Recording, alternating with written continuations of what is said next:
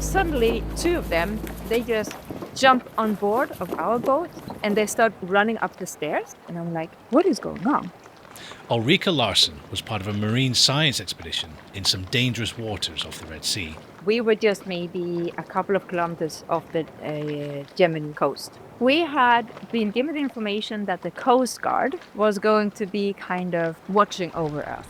They thought they were safe, and then more uninvited guests arrive. About 2 hours after that happened, they do come back with more people. Then it was definitely very visible that they were armed. And we were not 100% certain that they were Coast Guard because they were not wearing the uniforms or anything. Now this is no longer a routine check. This is something else. They were really angry and very upset. They came on board, they get the boat captain, they get a couple of the researchers, and they just take off.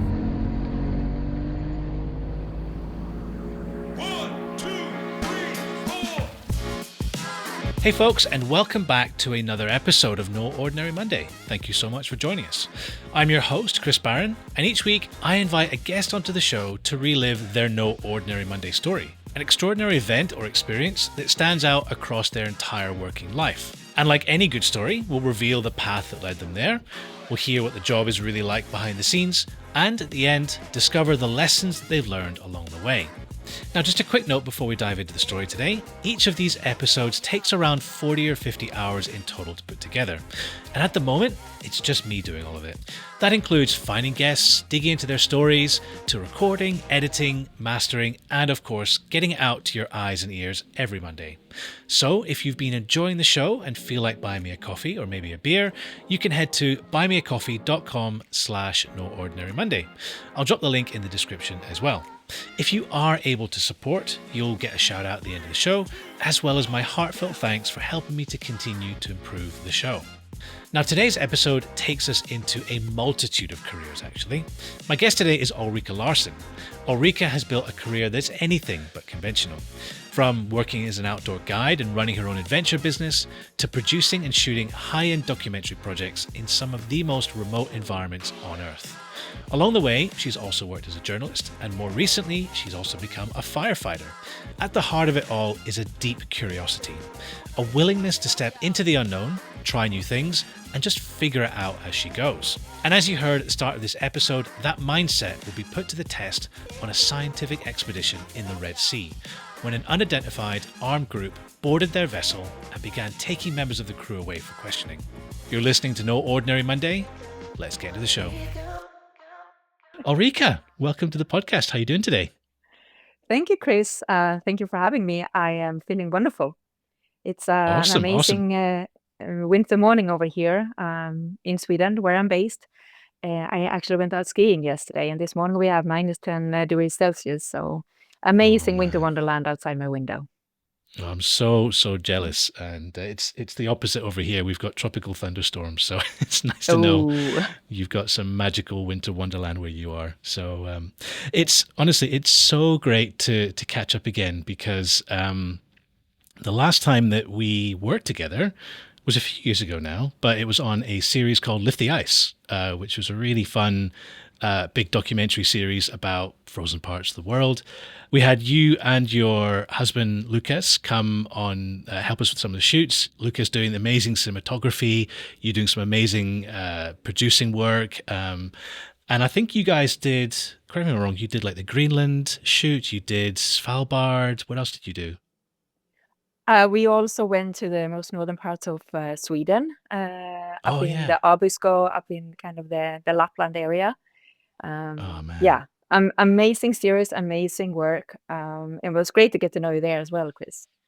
Yeah, it's super. That's what I love this job. You get to meet so many people from all over the world doing cool stuff. So it's great to be in touch again, because for this show, I love to have all different kinds of people with different careers, different backgrounds, different experiences.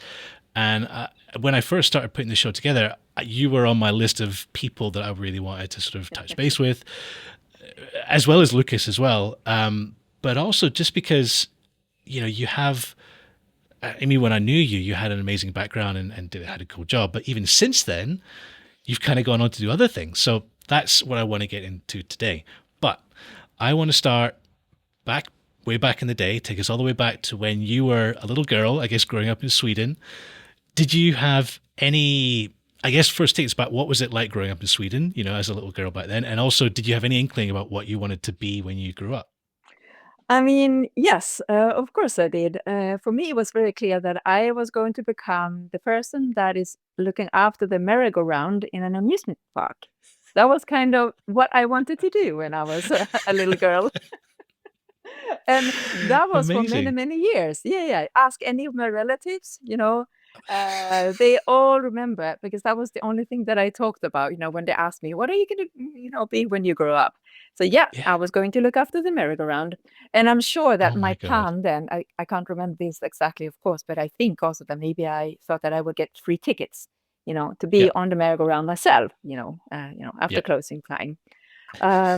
So yeah, so that's that's what I was Amazing. thinking a lot about. Yeah. And growing up in Sweden, I mean, I've had an amazing childhood. It was kind of very safe and lots of fun, and I had, always lots of friends and, good school education. I actually, for many years after that, I wanted to become an archaeologist.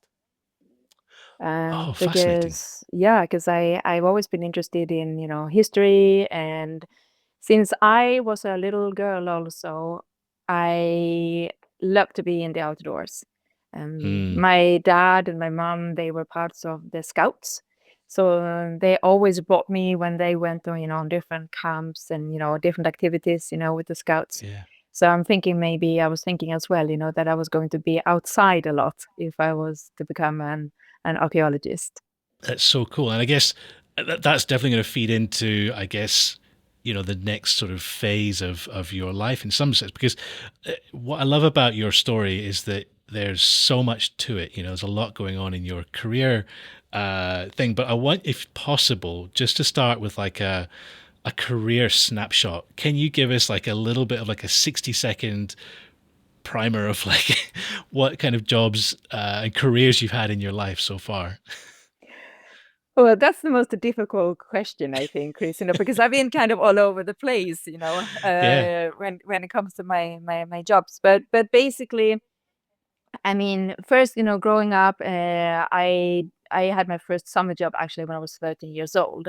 And I Mm, was picking cucumbers and tomatoes, in greenhouses and stuff. That was the first time I ever kind of, earned my own money. mm, And then over the years, I've been working extra in receptions at, different companies.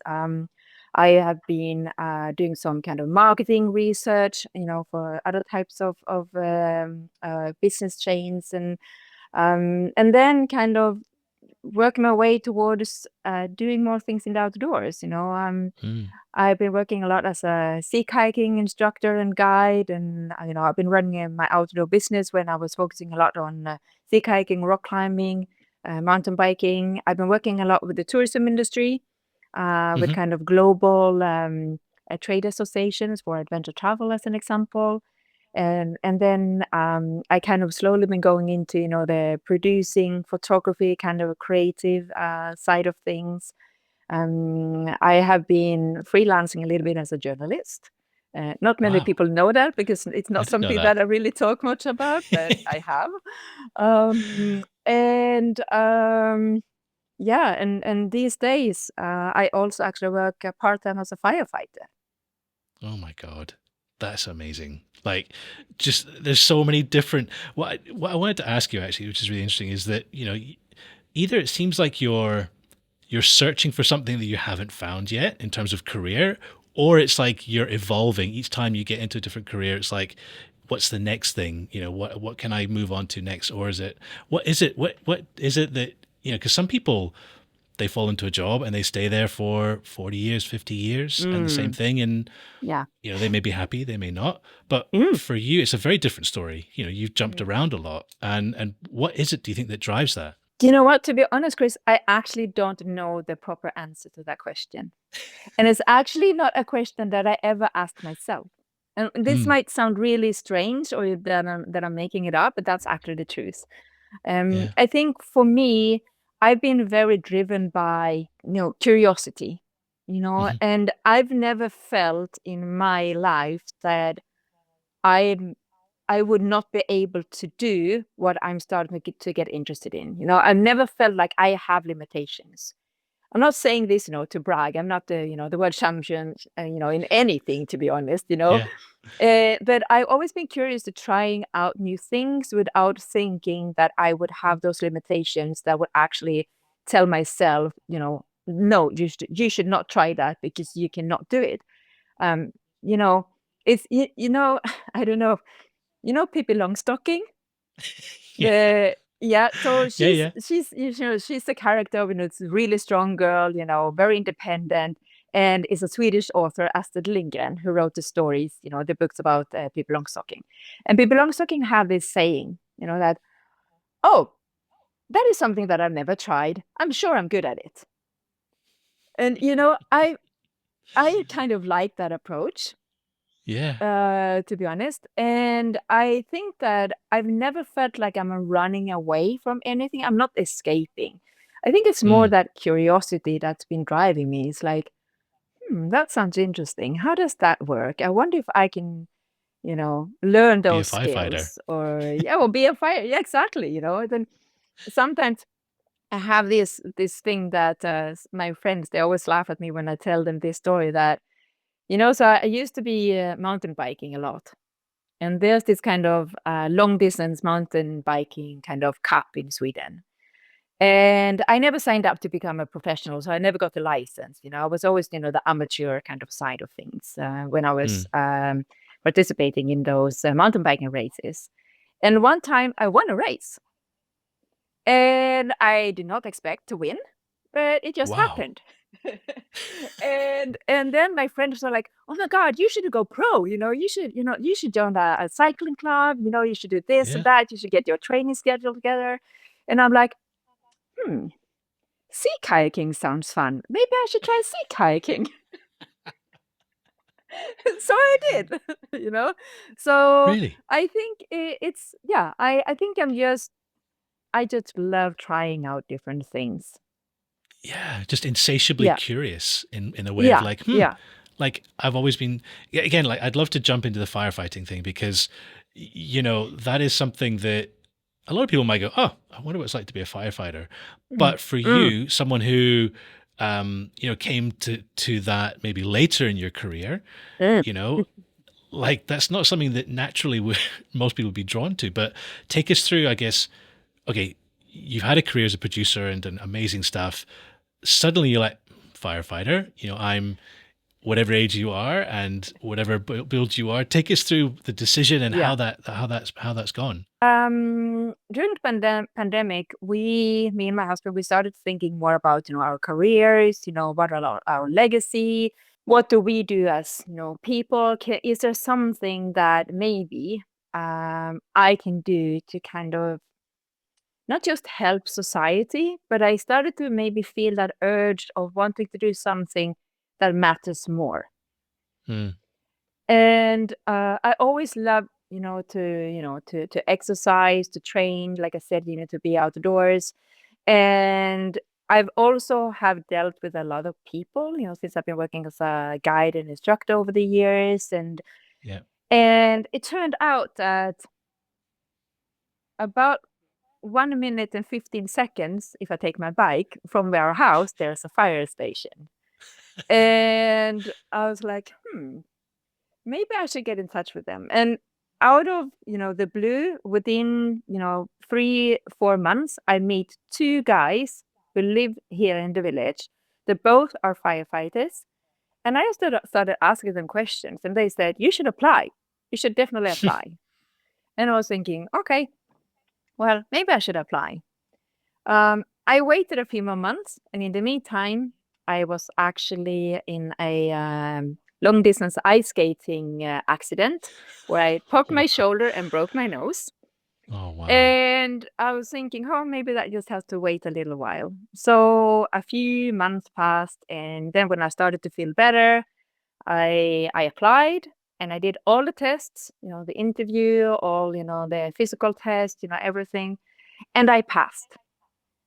And so I was like, wow, I'm really excited. I was really excited, to be accepted. That's so cool. And I don't often like to ask, but there's something, I guess, as you've come to it a little bit later, just tell us that, you're Ah, not maybe the usual, uh, maybe an outlier for the usual applicants. yes, yes.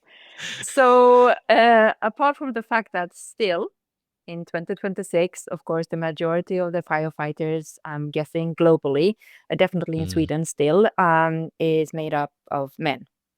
hmm. The numbers of female firefighters are on the rise, definitely in Sweden, definitely. But I think many people still have, the perception that firefighters are men, super tall, super strong, big, bulky guys, that, are, just the strongest in the world. I am 48 years old. Well, actually, I turned 49 last month. I keep forgetting.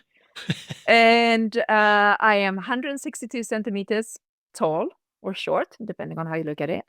And I'm 56 kilos weight. But, Chris, the one thing that I find really interesting and exciting in all of this is that being a firefighter, it's all about being part of a team. Mm, And I think ever since I was a kid and I was playing basketball, as an example, I love the team spirit. And I think I'm a pretty good team player. And I just realized that we all bring different skills. When we go on an alarm and I work with my yeah. colleagues, it might be a traffic accident, it might be, suicidal attempt, it might be, yeah, like a car crash. Of Hmm. course, a fire, Yeah. definitely, and there's other things also that firefighters do. We don't only put out fires, there's so many other things that we do. But I just realized that being part of that team and how we help each other not just accelerate in that role as firefighters, but also that we do help each other out.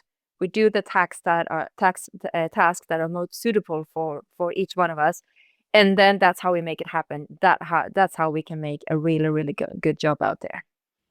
Yeah, like listeners may remember an episode I did a while back with another firefighter, Christy Warren, who was very similar. She was smaller frame and lightweight, and her colleagues were, as I said, these big, strong guys. But actually, it was an asset to her. Mm, She, because when you're going into a fire situation or many of these situations, mm. if you're like 6'6" and like 120 kilos, like you can't Oh, actually get into some of these spaces, And exactly. as the smaller Yeah, person, yeah, you're like, yeah, great, you yeah, can get in there and get the job done. I say it takes all shapes and sizes. yeah. And also there's another thing that people tend to forget as well. Something that is an extremely important skill to have also in the team is actually to have that someone that can talk to anyone, that Mm, can, hold someone's hand, that can yeah, just make, can de-dramatize, the situation or diffuse the situation sometimes as well, yeah, yeah, yeah. and someone is great with a chainsaw, another one is great, with, keeping People. people calm, Yes. Yeah, that's so true. That's so true. Mm, I think it's super inspiring that that you've gone off and become a firefighter, and it's important for other women or even men as well to understand that it doesn't yeah. matter. If you want to do something and you're interested in doing it, go and ask the question, start a conversation. You never know where it could lead. Exactly. I think you're putting the finger on exactly the right thing there, Chris, when you say like, go and ask, go and find out, Mm, and do the test, and if you, I mean, I'm not just talking about, becoming a firefighter, but, with anything, whatever kind of job or task or challenge it might be, just try it out, don't take it so yeah. seriously. Like if you fail, well, it's not What the have end you of the lost? world. Yeah, yeah, yeah, yeah, Exactly. Exactly. yeah. And also, with I just want to touch, quickly on my age as well, because I think also over the years, one of the things that I've heard many of my friends or people I meet that they said to me is like, "Oh yeah, I should have done that when I was in my 20s." And for me, it's like, well, why not do it now? I was 48, like when I applied and I became a trainee. Yeah. That allowed me, to join my colleagues on alarms to see what it was like to become a firefighter. It was extremely, educational. It was extremely exciting and interesting. But I think also it's never too late to learn new things. I think if you put that boundary on yourself, I think actually making a mistake. Because Mm, there's still so many, and I still have many years left, not just in the firefighter, but in my life. And yeah. why should I stop being curious? Why should I stop, learning new things just because I'm getting a little bit older, according to society? Well, that's the I thing. don't We're buy it. redefining age now. I think it's great, Yeah. So I think following that passion is something that you've done again throughout your whole career, as you mentioned. There's a few different careers that you mentioned early on that I think we need to jump into. Mm. One of them, again, is close to my heart, and I'm very passionate about, is producing. Producing Yeah. amazing, documentaries, or you guys, you and Lucas have done things beyond documentaries as well. But the thing that people might understand is the role and the job of a producer is one of the most varied that you could possibly have. So just take us, I mean, your role as a producer, just kind of lay that out for us. What were you doing? I mean, like Chris, we are the ones that we do everything behind the scenes, Mm. and we never get credit really for the hard work that we put in, right? If it wasn't for the producers, there would be nothing produced, basically. There would be probably no TV series or no Hmm. documentaries or no really amazing, good photographs, around in this world. I mean, I'm exaggerating a little bit, but, Yeah. the role as a producer is a lot of hard work. It takes a lot of time to become as organized as you really have to do. Of course, depending on the project, depending on the Hmm. assignment, depending on, lots of different factors. But I think we need to have so many skills on our palette, so to speak, and it can be anything from keeping track of everything that not just needs to be done before we go on an actual assignment, all the communication, all the pre-producing, all the planning. And then there you really need to also have not just the plan A, but a plan B and plan C and maybe sometimes a plan D, and that's the Yeah. role of the producer, really, to have all those extra skills and be ready to turn plan A to a plan B that might, everything being thrown up in the air. And you have to be the one that keeps everything together. And also, of course, the type of project that I have been working on with, photography and filmmaking has, had some kind of a connection, with the outdoors, with adventure or, science and research. Yeah. So it's been, yeah, it's been great. I loved it. Absolutely. Well, you have had a successful career. You've had a great 10 years up until the sort of recent, Hmm. and everyone's been struggling over the last, 5 years, 6 years. Yeah, But, yeah, I think even before that, you've had extraordinary experiences throughout your career.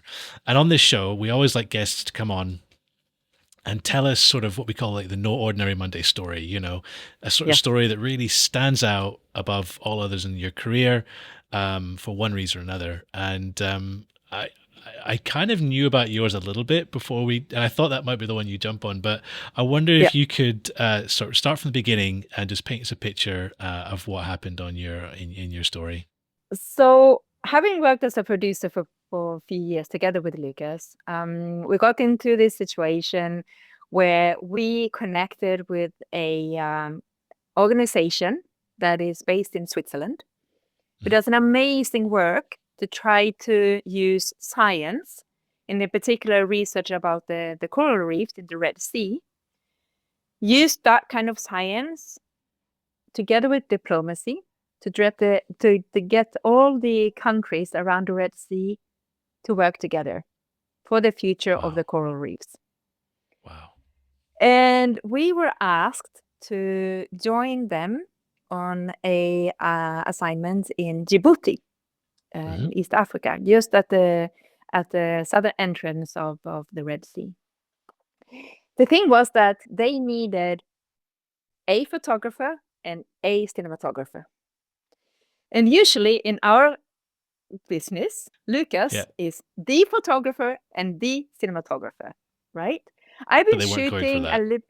No, no, so when we've been shooting on previous assignments before we got that request, I had also taken up the camera. I've been shooting, behind the scenes pictures. I've been also taking some photographs sometimes that the clients really liked and that they either used as kind of front covers on their catalogs and things like that. Yeah. But it's like I have never really felt that I was the photographer. Yeah. So here we run into a situation and we were thinking to ourselves, okay, we could of course send Lucas as the cinematographer and we can get someone else to come in and do the photography. Mm-hmm. But then, like, at the same time, it's like, oh, it would be great to get, to both of us to get on this assignment. It would be great if Yeah. we could, get two salaries, for one Yes. work, Yeah. for one job. And so Lucas just said, no, no, no. Ulrika will be doing the photography and I will be doing the cinematography. And I kind of looked at him, like, yes, absolutely. Let's do that. He didn't run this past you before? He just No, no, like no, no. amazing. Yeah. Oh wow. And I was like, okay, so let's do that. So this is back in April 2023. So we went to Djibouti. We were there for, I think, just over a week or something like that. And we did this job together and it turned out great. I was super happy. Lucas was super happy. What was the job? Like what did it entail? Yeah, so that first assignment with that organization was just an assignment where we went to the University of Djibouti and we were filming a workshop for a few days. Then we took some of the students from that university to Musha Island, just outside of Djibouti city, and then they were taught how to snorkel and start kind of identifying different species underneath the water and Yeah. everything. It was great, to Yeah. be part of that. And because of the client being so happy with both the images and the videos, they asked us if we wanted to come back and join them for a scientific expedition in November the same year. Mm-hmm. And I was like, oh my God, this is gonna be completely different story. This is a completely different game, for me, because the first assignment was I kind of felt pretty comfortable doing that. Yeah. This one was going to be something completely different. Because we were going to be on this boat for 10 days, probably in rough seas, with almost, I think, 15 scientists, from different Yeah. countries Wow. around the Red Sea. And yeah, it was going to be a different assignment for sure. Did you feel like there was a danger element to it as well, being in that region? Well, yes, there was definitely, because just some time before the expedition was about to begin, um, there was starting to be a little bit of conflicts around Gaza. So actually, the Israeli scientists that were going to come and join the expedition, Oh, they did not. okay. And so yeah, there was starting to be like unrest A little bit, yeah. and more kind of volatile situation in that area. So, and actually, to be honest, earlier on that same year, Lucas was supposed to go to Sudan, also with this Wow. organization, but that's when the violence broke out in Khartoum. So he Yeah. basically couldn't go. So yeah. So, and I was thinking to myself as a photographer, I was like, okay, well, I got away with it once. Like, can I get away with it twice? It's like having a little bit of a low, self-esteem or low confidence, self-confidence. But we decided to, yes, we accept, of course, sounds amazing. Then what happened was that when we arrived, we get this briefing on the boat. And we were going to be on the boat for 10 days, and we got the briefing and Wow. safety briefing and everything. And, also getting, all the paperwork in place, that was not our task. It was kind of the Yeah. organization's task. But I knew it was really, really hard work, because also when you go to different places and take samples, scientific samples, there's lots of paperwork involved. Yeah, of course. Yeah. And also because of the uncertainty kind of in that area, because like I said, we were going to go to a small chain of islands called the Seven Brothers, which is just at the southern entrance, so basically it's between Djibouti and Yemen. Wow. We had been given the information that the Coast Guard was going to be kind of watching over us, like they Yeah. were going to be there as kind of extra security, with like. And we're like, okay. So we understood that, everything maybe not is not kind of 100% calm, but okay, Coast Guard, that sounds good, We didn't think much more about it. I can't remember if it was on the second or third day, because we went to one place and anchored with this boat, and then during, the days, we went out in smaller kind of wooden boats, very simple ones, Yeah. single engines, and that's when the scientists were doing the all the work. Sampling. Yeah. Then on the second or third day, we saw this big Coast Guard vessel, from a distance. And we were thinking, oh, well, here they are. Everyone was like, okay, well, this feels good. They are here, nothing can happen now. And if something happens, we have a backup. That's Yeah. kind of, we were all like fine and, happy on the boat, doing the work and everything. A couple of days later, there's a smaller boat approaching our boat. And it turns out that it is the Coast Guard staff. Yeah. But they're all dressed in like regular t-shirts, kind of shorts and very kind of casual. Yeah.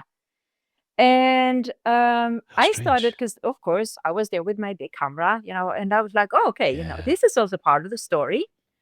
Yep. I was thinking to myself, so I started, taking pictures of them.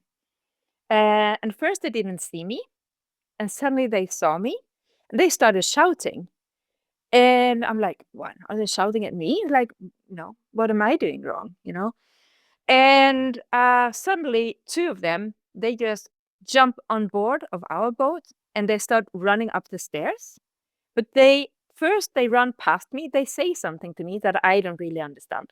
They Yeah. go past and they go one level up on the boat. And I'm like, what is going on? Um, Are they and armed apparently as there well at was this point? Are they no, armed? Okay. not that I could see Yeah. them. I saw later that they were, but I couldn't see that they were. But Yeah. yeah, yeah. And apparently there was another guy on our team that had also been taking pictures of them. So they first ran up to him, and they were really, really, really angry and very, very upset. And when I realized that they were upset because he had taken pictures of them, I was like, oh my God, they seen me with a camera. They know that I've taken pictures of them. And it turns Yeah. out that that's really forbidden. You're not allowed to, photograph any kind of authority, Yeah. staff or, anything. I ran into the big kind of hall, the big space in the boat. And I said to Lucas, where's the other camera? And he's like, what's going on? Because he had no idea. And I just had to, speaking about having a plan B, I was like, Yeah. what are they going to do if they take my camera and they take the memory card? They might start searching. They might be getting really upset about the whole thing. They might want to confiscate, the Yep. camera, whatever, lots of Yeah. things were going on, through my head. So what I did was that I ran really quickly into the little, booth where we had our camera equipment, and I swapped cameras. And I was hiding the other camera underneath lots of other things, and I went straight back out because I felt like, okay, he cannot know that I have been somewhere else. He needs to believe that I've been standing here waiting for him with Yeah. my camera. Yeah. And I was really quick when I went inside to get a different memory card Yep. that was from the day before or from early in the morning or whatever. Because then he came down, he's like, oh, give me your camera, and he was shouting at me. And I felt that at that point, I started to feel, inside like a real stress. Yeah. And so he's like, I want the camera, I want the camera. So I'm like, oh, he cannot leave with this camera. I mean, like, what's gonna happen? Yeah. So I just started showing him, and Lucas came out as well, and we just started showing him, like, flicking through the pictures. No, I didn't take any pictures. I didn't take any pictures. Yep. I promise, you know. And luckily, after some time, I don't know, they were on the boat for 1 hour. They calmed down, and they left. And after that, I started breathing normally again. For an hour. So that was because, you know, like, to be honest, I had no idea what was the real, you know, purpose. You know, why did they come Yeah. on board? And we were not 100% certain that they were Coast Guards because they were not wearing the uniforms or anything, you know. Yeah. It could be anything.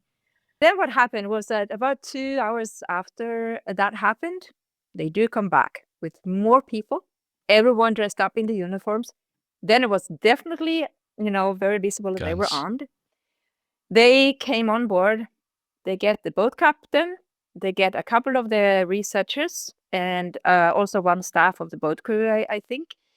And they just take off. Oh, and they get all of our passports. Oh my God. Yes. And so they went to the big kind of vessel, and I think they were away for, I don't know, 2 or 3 hours. And they were kind of interrogated, basically, you know, what we were doing there, you know, who's on the boat and why, what's the purpose. And the crazy thing was that when eventually they come back, they said that the Coast Guard had no idea that this was a scientific boat, that we were only researchers. Yeah. So somewhere along the line of communication, Oh that God. information never, you know, was forwarded to the Coast Guard. So Oh here my we God. are. We thought that we were safe and secure, that we had, you know, support from the Coast Guard. Jeez. And they, yeah, and they, I don't know what they thought, but they were definitely, you know, annoyed by our presence and what we were doing. Yeah, it's a really So tense yeah, situation. Yeah. I mean, very tense. for them as well, like clearly they've got, I don't know, they've probably got orders that there is some unusual activity in the area. Yeah, So if you see something unusual, go and investigate. And then you go to a boat with some strange people, with clearly foreigners, with cameras. They probably don't know whether you're spies or whatever. yeah, Oh my exactly. God. Did you have paperwork, like Yeah. sort of permits or whatever? I guess it could be Yes. forged from their perspective. They wouldn't care. I mean, exactly. We had all the paperwork that we needed. Um, that, like I said, you know, if they were in, you know, the wrong kind of mood, you know, whatever, you know, they can Oh just yeah. clear those papers, and then, and adding to the story is also because that entrance to the Red Sea, you know, in the southern parts, you know, a lot of the times we were just maybe a couple of kilometers off the Yemen coast. Yeah. Yeah. And about a week after we got back from this assignment, that was when the Hutu rebels actually boarded one of those big cargo ships with a helicopter. Oh, And that was kind of the beginning of a very volatile period of time, you know, in that area, with lots of cargo ships being, um, yeah, it oh was, my God. yeah. So I can understand that it was a tense situation also from the authorities. Oh my God. I mean, yeah. I mean, so many things are going through my mind. I mean, number one, very quick thinking. I mean, I've done with hostile environment training. You Yeah. know, Oh, I you sort haven't. of, yeah, but you're just a natural. Clearly, you just have an instinct for like what to do in these situations when you're like, you have Yeah. seconds to make a decision, Yeah. and Yeah. you just go, okay, I'm doing this, blah blah blah blah blah, get Yeah. it done. Because Yeah. if he'd seen that you had left, as you said, he would Yeah. have, you probably would have been interrogated as well. You'd be on the other Yeah. boat, Yeah. and And you know, and I would probably then be the only female, you know, in that kind of situation. And, you know, I tend to not to think like that, but of course, sometimes it comes down to, you know, like, well, I would probably be seen as, you know, the most well, as the weakest one, or, you know, as, mm, you know, whatever. So yeah. yeah. Yeah. Wow. Well, Yeah. again, very quick thinking. Clearly, like because you Yeah. don't know how you're going to react in that situation. It's real fight or No. flight kind of situation, and I remember doing the hostile environment training, and I was with the crew that we were training with, and we had one female producer. And the Mm, exercise that we had was to mm. all get in a 4x4 and approach this sort of fake checkpoint. And Ah, so we had done I think maybe there's a group of 20 of us, and we'd go 4x4 into the car, and they'd run through different mm, scenarios, and you didn't know what would happen when you reached the checkpoint. The yeah, guy doing the yeah, training, there would be armed guards there. There would be a sort of checkpoint leader. He would either be drunk sometimes. You'd have to then, de-escalate. The group that I was in had the female producer, and clearly yeah, that was like their target. And I yeah, remember in that scenario, yeah, she was removed from the vehicle, and we yeah, just we weren't really told what to do in that situation. You just have to no, react, and then afterwards they would then debrief and say, "This is what you did right. This is what you could have done better." yeah, Um, yeah, oh, yeah, it is yeah, very scary. But yeah, yeah, yeah. what did you? I mean, after that, did you know? What did you learn? Did you sit down with Lucas on the flight back and go, "Wow, that was an experience"? Well, it definitely was. Um, I mean, to be honest, of course, I will never do something like that again, like I think I kind of jumped the gun a little bit because I was thinking that this would be, maybe a potential great part of the storytelling because I was thinking also, like having, the scientists, maybe even, meeting or, showing samples, talking about the work, to the Coast Guard. I was thinking that could be, a great kind of Yeah, overlap, yeah, yeah, yeah. in storytelling. But I think to some extent also, of course, I will never, if I find myself in a similar situation, I will definitely go and leave my camera and like this is not, for documenting. It's not worth it. No, definitely no, no, no. Yeah, Yeah. absolutely. But yeah. Mm, I and mm, I understand that obviously there was kind of, I guess, a context to this trip as well, that something had happened before you'd left, which sort of made this trip a little bit more difficult. Is that right? yeah. I mean, during this scientific expedition, the kind of core elements of this was, that the researchers that we were going to work with, they were going there to work a lot on the coral reefs. They were going to do 3D mapping, eDNA samples, water samples, and Yep. looking at, marine pollutions and things like that. So of course it was going to be a lot of underwater work as well being involved. Lucas was going to do the underwater filming Hmm. and also doing some underwater photography as well. And my plan was to do everything topside, but Yep. also, to get in the water and just kind of maybe document a little bit. Yeah, Surface stuff. kind Yeah. of from the surface, exactly from the Yeah. surface, more or less. Um, and unfortunately, what happened just about a week before we were going, or maybe a couple of weeks before we were going, was that my grandfather died. He passed away. Hmm. He was 93 years old, but he was just the most amazing grandfather, that you can have. And he and I, we were very close. And he, over the years, you know, he's it's really, really meant a lot to me. So I was very, very sad. And also, during the pandemic, even, during the pandemic, we got closer because I helped him a lot, when it was like, uh, Yeah. yeah, Lockdowns and all that kind of lockdowns stuff. and things like that. Exactly. Yeah. So yeah, I was really, really sad. And knowing then also that, going from this producer role where you, of course, you have to perform, of course, but the thing Yep. is also, performing as a photographer, I had not really done a lot up till then. So I knew that I had a big kind of weight on my shoulders. And then adding that to that was, the death of my grandfather was, yeah, it was tough. I was not really kind of in the best of state to actually go there, but at the same time, I didn't want to cancel. Yeah.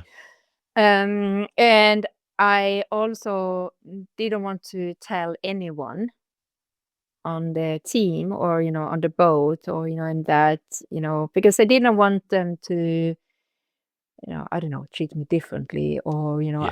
I didn't want to, have questions, how are you feeling? What happened? Yeah. Blah, blah, blah. Or, people start Questioning talking, your oh, could you tell judgment me and things more? like that. Yeah, Yeah. exactly.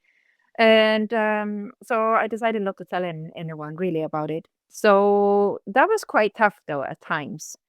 Um, Yeah. I the way I dealt with it was really, to keep myself busy Yeah. as much as possible. That's all you can Um, do. yeah, yeah. But I did make a decision that was quite hard in one way, and that was that I was not going to do any scuba diving. Mm. Because that was adding another pressure because Yeah. the diving conditions quite often in this part of the Red Sea are very challenging. There's lots of currents, there's lots of swell, there's tidal waves coming in and out, so it's a very dynamic underwater environment. Yeah. And I was thinking to myself, I cannot make any mistakes, and not feeling 100% kind of mentally prepared for that.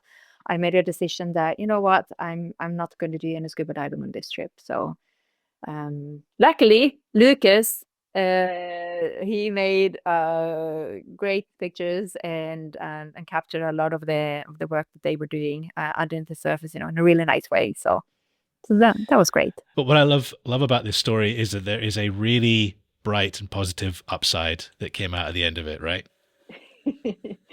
Yeah, actually You there going is. in this Which as not the like not a seasoned photographer or whatever. This upside is great. yeah, so on one early morning, we were sent out with the scientists. Lucas was going in one direction, and I was going in a different direction. And I was in one of those small wooden boats. And I had a group of scientists in another boat, just slightly ahead of us. And it was this beautiful golden morning light. But the seas were pretty feisty. It was pretty choppy waters. We had waves splashing over us, on a constant kind of basis. And when I saw that other boat with the people on it, all kind of in, wrapped up, some of them were wearing even goggles, because they didn't want to get the sea spray in their faces and in the eyes, and we were just kind of fighting the elements a little bit. Here we have, this group of scientists, on a mission. Nothing can stop them. I was like, I have to capture this. Yeah. So I was just shooting away with my camera, and I was like, I love this. And then I come back in the evening, and when I show these pictures to Lucas, he's like, "Oh my God, these are amazing!" I was like, "What do you think?" He was like, "Yeah, they're really, really good." It's like, okay, yeah, I think they're really good. And a few months later, um, he actually, without me knowing, he sends one of those pictures to image competition. And I was like, uh-huh. I didn't know when I got to know that actually I become one of the finalists of the Ocean Photographer of the Year award with that picture. Oh my god. Uh, so I was like, okay, so I guess this picture was pretty good then, because when we go to London, we are invited there, by the Oceanographic magazine, who's kind of hosting this photography competition. We go to Piccadilly Circus, and all the finalist pictures are being displayed on the big TV screen of Piccadilly Circus. I was like, I had to pinch my arm, like, is this Yeah. really happening? It's And amazing. my picture was not the winning picture, but I know that they had like 15,000 pictures that's being sent to that competition. Wow. And that mine was selected. I was, beyond my dream. It was, That yeah, that is was really, really cool actually. And what I I had love no about idea that Lucas had sent it. what I love about that story is that going from the beginning, Lucas sort of like turned you from into a professional photographer, and then by the end of it, he turned you to an award nominated photographer. Like sort of like escalated twice. It's amazing. Yeah, yeah, yeah. Yeah, and another fun thing actually, Chris, that maybe I haven't told you about was also that the TRC, the organization that was our client that sent us on these Djibouti missions, they actually also hosted a outdoor photography exhibition in Geneva, where Wow. like 80% of the images, they were my images. And this was on the Wow. kind of beach promenade just in front of the United Nations building in Yeah. Geneva, next to the Geneva Lake. And we were there for the opening ceremony and everything. And that was actually pretty cool to, I must admit, it was pretty cool to see That my is pictures in that environment. that is really cool. And you've worked a lot with, obviously in your previous career in outdoor guiding and tourism stuff, like you've worked a lot with people. Is there something in that philosophy that you have with risk and simplicity, being in the outdoors, things like that, that you think sort of like maybe people listening that they might need to take on as a lesson, or that might be some sort of life advice that you might impart or wisdom that you've learned? Because we all live these busy lives. We live Yeah.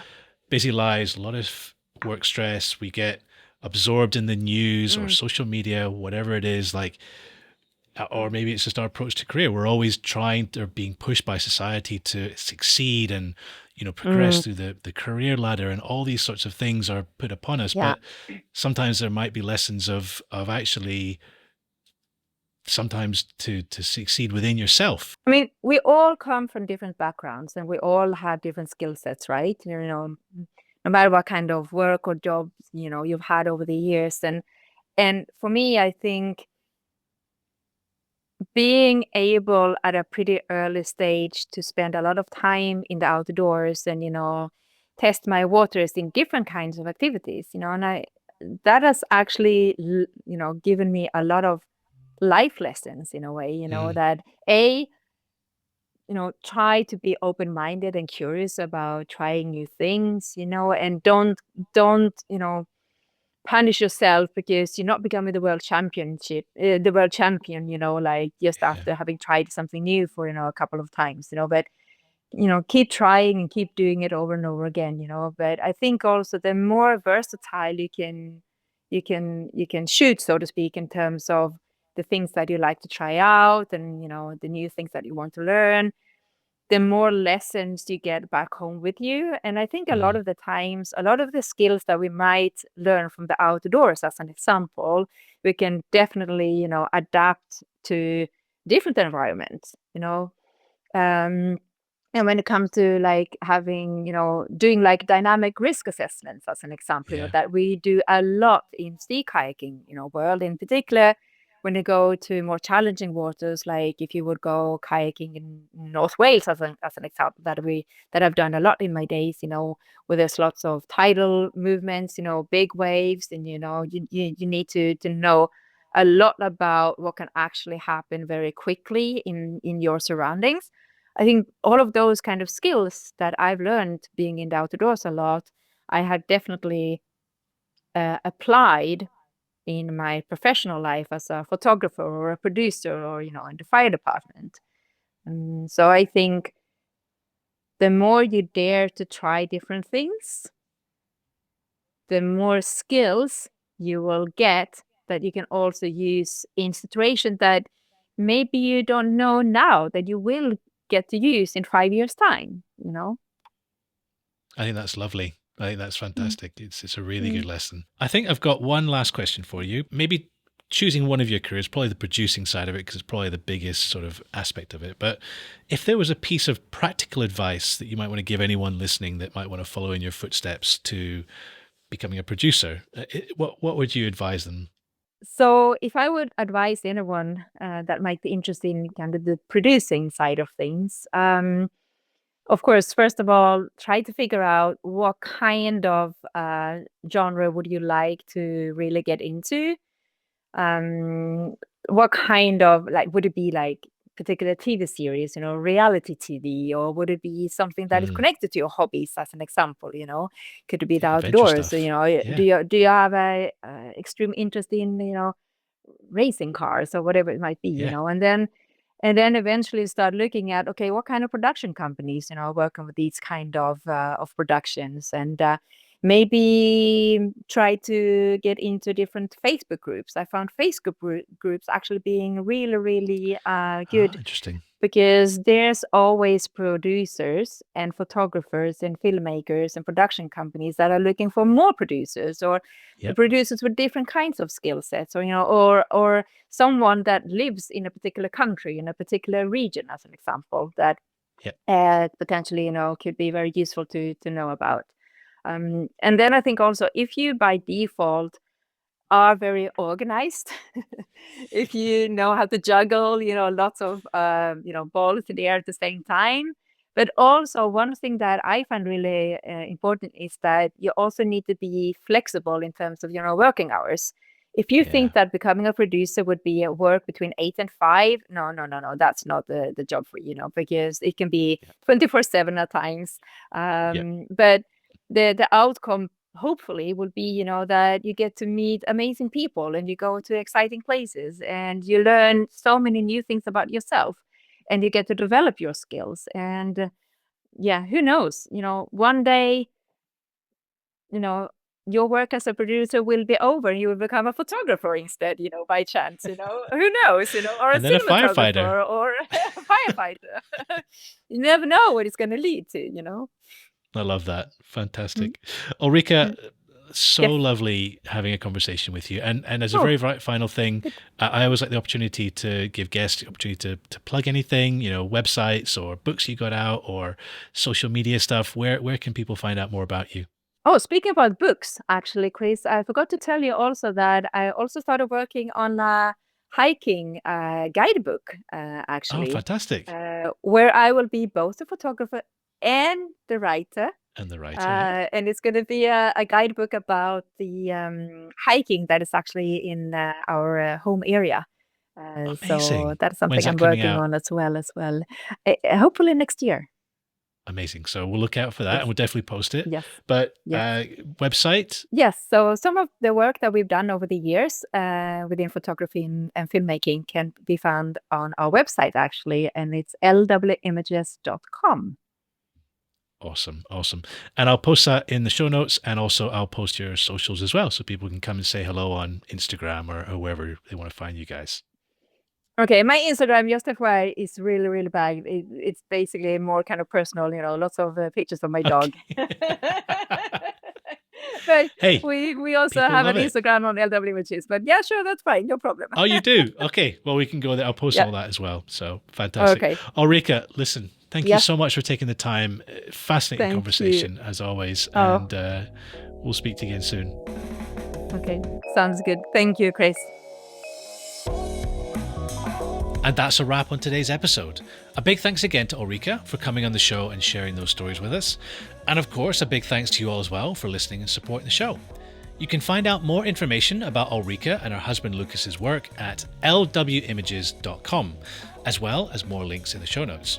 And for audio listeners, these episodes are also available on YouTube, complete with clips and videos from the stories. You can also connect with the show on social media. We are No Ordinary Monday Podcast on Instagram, Facebook, and LinkedIn. And for anything else, check out the website, noordinarymonday.com. Next week on the show, I am joined by roller coaster designer Corey Kuipert. Corey designs some of the world's most thrilling wooden roller coasters, rides that feel chaotic, unpredictable, and have that magic formula that makes you want to ride them again and again. But one of the stories that he shares is about trying to build a roller coaster in a space where it shouldn't have really been possible, and how a few lessons from improv comedy ended up shaping the way that he approached the design. It is an amazing story, and I can't wait for you guys to hear it. If you enjoyed today's episode, there are 4 simple ways that you can support the show.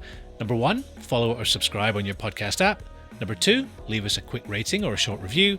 Number 3, share the episode with a friend, a colleague, or maybe a family member. And then number 4, support the show at buymeacoffee.com/noordinarymonday. Any one of these things helps us keep the podcast independent, we can avoid adverts, and allows me to keep bringing you great guests and stories week after week. And that's it for this episode. This podcast is independently produced, hosted, and edited by me, Chris Barron. Thank you so much for listening. Take care, and we'll see you next Monday.